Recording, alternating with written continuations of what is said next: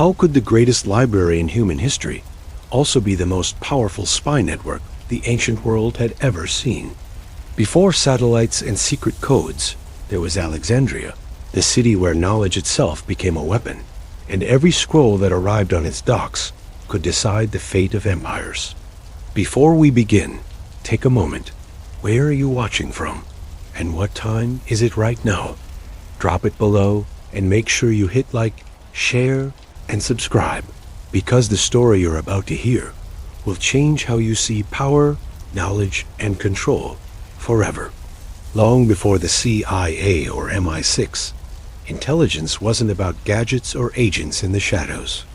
It was about information. Who had it, who didn't, and who could manipulate it. In the 3rd century BCE, when the Library of Alexandria was founded under the Ptolemaic dynasty, Egypt became the world's first data center. The Ptolemies weren't simply collecting books. They were collecting leverage.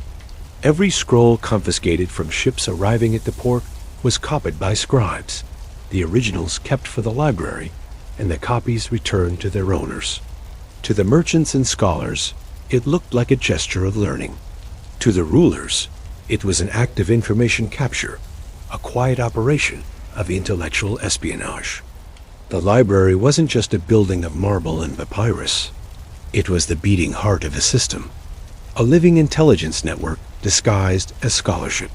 Behind the scholars in white robes were spies of another kind, linguists, mathematicians, philosophers, and astronomers whose discoveries could serve political power. The Ptolemies knew that whoever controlled knowledge could control the narrative of the world. A new scientific discovery could mean military supremacy. A decoded text could expose another kingdom's secrets. Every scroll was potential intelligence, coded, hidden, waiting to be weaponized. The city itself was designed for secrecy and prestige. Scholars came from every corner of the known world, Athens, Babylon, India, lured by patronage and prestige. But while they debated in marble halls, the true purpose of Alexandria's learning machine was unfolding in the background. The Ptolemaic rulers quietly ordered their agents to scour foreign markets for rare manuscripts. Expeditions were sent to seize scientific works, royal archives, even temple records. Knowledge was being stolen, duplicated, and centralized, not to preserve it, but to control its flow. This is what made Alexandria more than a library. It became a shadow institution, a kind of proto-intelligence agency where scholars and spies shared the same tools. The copying rooms were filled with papyrus, ink, and silence, yet they operated like data labs of the ancient world. Every scroll analyzed, categorized, and coded. Every author's secrets extracted and archived. The librarians became analysts. The scholars became codebreakers. And through them, the Ptolemies gained insight into the scientific, religious, and military systems of rival nations. Take, for example, the story of the nautical scrolls. These were reports gathered from Greek and Phoenician sailors about trade winds, sea routes, and coastlines. To a philosopher, this might have been geography. To the Ptolemies, it was naval intelligence, the kind that could determine control of Mediterranean trade. The library's collections thus doubled as surveillance archives. The same pattern repeated in medicine, astronomy, and engineering, each field a repository of secrets. The library's companion institution, the Mouseion, served as both a research institute and a secure compound. Scholars lived there under royal supervision, funded by the king, their correspondence monitored. The illusion was one of academic freedom, but behind the scenes, every discovery flowed upward to the throne. This created a monopoly on innovation. Nothing significant could emerge from Alexandria without passing through the filter of royal oversight. There were whispers that some texts were forbidden, locked away in inner chambers. Works on alchemy, occult rituals, or foreign statecraft were kept hidden, accessible only to the king's chosen few. These were the shadow libraries within the library, collections of dangerous knowledge, too valuable or subversive to be shared. A physician might write about poison extraction and think he was advancing science. The rulers would see a new weapon. A mathematician might describe the principles of lenses. The rulers saw the future of surveillance. But what made the library so uniquely powerful was not just what it stored, but what it erased. The Ptolemies had the power to decide which texts would circulate and which would disappear. If a rival philosopher threatened their authority, their works could vanish from the record. If a foreign power's history challenged Egyptian supremacy, its manuscripts could be quietly removed or altered. Through this subtle manipulation, Alexandria shaped not just what humanity knew, but what it would never know. Imagine standing in that great hall, walls lined with papyrus scrolls, the smell of ink and dust, the quiet hum of scribes. Every word, every line, every fragment of a lost civilization gathered in one place. It must have felt eternal. But it wasn't. Beneath that serenity was control, an empire of silence disguised as enlightenment. The Library of Alexandria was not destroyed only by fire.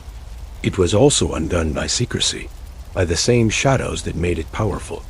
Even as it expanded, cracks began to show. Scholars disagreed about access. Priests protested the blurring of divine knowledge and human study. And other kingdoms, aware of Alexandria's dominance, began building their own archives, counter-libraries, to protect their secrets. Pergamon in Asia Minor became a rival, and soon, information itself was the battlefield. The war was no longer fought with armies, but with scrolls. Whoever copied faster, learned faster, won faster. Behind this intellectual war were spies, not soldiers, but scribes. They infiltrated foreign libraries, posing as scholars, smuggling out manuscripts piece by piece. A missing scroll could cripple an enemy's advantage. An intercepted text could save an empire. This was the invisible conflict, a war fought in ink and whispers. And through all of it, the library remained both symbol and secret. To the public, it was the jewel of civilization. To those in power, it was the perfect intelligence machine. 1,000 scholars served its name, but few knew they were serving a strategy. As centuries passed, the world forgot what the library truly was. Fires and invasions turned it into legend. But traces remain in the way empires built archives, how intelligence agencies collect data, and how information still shapes every form of power. Alexandria was not just the past. It was the prototype. The next time you think of a library as a place of peace, remember this. The first great library was also the first great spy weapon. It didn't kill with swords. It conquered with scrolls. And somewhere, buried in the ashes of Alexandria, lies the unspoken truth that whoever controls knowledge controls the world. The Library of Alexandria did not die in one fire. It died many quiet deaths, each one buried beneath politics, pride, and the hunger for control. The shadow libraries that once safeguarded its power began to fracture. Kings changed, wars came and went, but one truth never vanished. Knowledge had become the first intelligence currency of the ancient world, and those who still possessed it were unwilling to let it go. When the flames first touched the library, whether through Caesar's siege or later conflicts, most assumed that history's greatest storehouse of learning had been erased forever. But that's not entirely true. Beneath the public halls and polished colonnades, there were hidden archives, secret repositories, where the most sensitive scrolls were duplicated and transferred. These shadow libraries were the silent survivors. Operated by priests, scholars, and royal scribes, they carried fragments of Alexandria's genius into hidden temples, remote academies, and foreign courts. Knowledge had gone underground, and in doing so, it became even more powerful. The loss of the great library was not an end, but a mutation. The intelligence it had gathered, texts on medicine, war, astronomy, and human behavior, scattered like embers into other empires.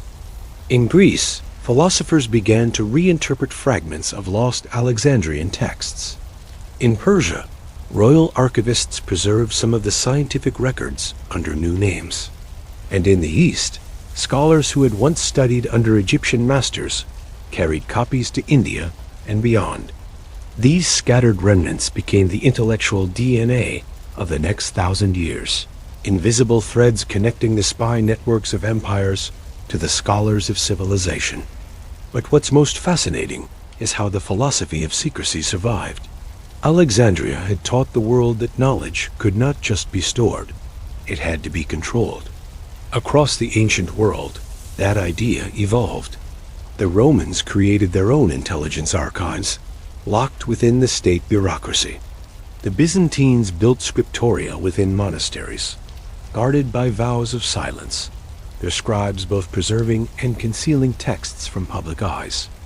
Even the early Islamic caliphates, who later championed open learning, kept private vaults of military and mathematical secrets unavailable to scholars. The idea of compartmentalized intelligence, centuries before the term existed, had already taken root. Every great civilization after Alexandria built its own version of a shadow library. In Rome, it was the Tabularium, an archive where imperial decrees, spy reports, and foreign correspondence were stored. In China, the Han Dynasty's imperial scholars mirrored the Alexandrian method, recording every foreign visitor and scroll. In India, the Mauryan Empire's intelligence officers, inspired by texts like the Arthashastra, began categorizing information the same way the library once did. The patterns are unmistakable. Wherever knowledge was collected, power soon followed, and with it, secrecy. But perhaps the most haunting echo of Alexandria's influence came centuries later, in the medieval age, when monks began hoarding ancient texts under the guise of preservation. Many of them didn't even understand the works they copied. They knew only that these scrolls held power. Some were locked away, some altered, others lost by design. And here lies the dark truth. Knowledge was never truly lost. It was hidden, controlled, repackaged. Every empire that followed used Alexandria's method not to enlighten humanity, but to preserve its own advantage. The few surviving scrolls that scholars later attributed to Alexandria revealed something chilling. Many were state reports, not philosophical works, records of trade routes, foreign technologies, medicinal recipes, coded correspondences. The library wasn't just about curiosity. It was a surveillance system, collecting every piece of intelligence the Ptolemies could seize. They knew that a small fragment of truth, placed in the right hands, could destroy nations. Consider the legend of the Book of Secrets, a supposed Alexandrian compilation rumored to have survived in fragments. Later writers claimed it contained formulas for communication through mirrors, poisons that mimic diseases, and methods to influence crowds through sound and scent. Whether myth or memory, its idea terrified medieval rulers. They understood something timeless, that once knowledge becomes invisible, it becomes unstoppable. You cannot fight what you cannot see. As time passed, the ruins of the library turned to dust, but the concept, the shadow library, lived on in other guises. The Vatican's secret archives, the hidden collections of Baghdad's House of Wisdom, the closed libraries of imperial China, all of them followed the same principle, to guard knowledge not for all, but for the few. 1,000 years later, when modern intelligence agencies were born, their founders unknowingly walked the same path. They built secure vaults for data, codified secrets, and used information as power, exactly as Alexandria had done, only now with satellites and encryption instead of scrolls in ink. The irony is devastating. The library that began as a monument to learning ended as a monument to control. Its shadow never truly vanished. It only changed its form. The age of digital surveillance we live in today, the endless collection, classification, and concealment of data is the direct descendant of what began in those marble halls by the sea. Alexandria was the first to prove that whoever controls information can write history itself. There are scholars today who believe that fragments of the library's hidden texts still survive, buried in monasteries, sealed in forgotten catacombs, or mistranslated in medieval manuscripts. If true, then the last pieces of humanity's first intelligence archive might still be out there, waiting to be rediscovered. Perhaps that is why the myth of the library haunts us more than any empire it once served, because we suspect that somewhere within its ashes lies the answer to a question we still ask. How much of what we know was ever truly meant for us to know? The Library of Alexandria was not simply burned, it was buried in layers of secrecy that outlived its stones. It became a blueprint for every intelligence structure that followed. Its legacy is written not in scrolls, but in the silent architecture of power that still governs how information moves today. So the next time you hear of a hidden archive, a classified document, or a secret vault of data, remember this. You are looking at the last shadow of Alexandria, the city that proved that knowledge is the oldest weapon and the only one that never dies. If you've made it this far, tell me in the comments, what do you think the Library of Alexandria was truly hiding? And don't forget to like, share, and subscribe, because the next story will reveal what came after Alexandria, the forgotten intelligence networks that rewrote the ancient world.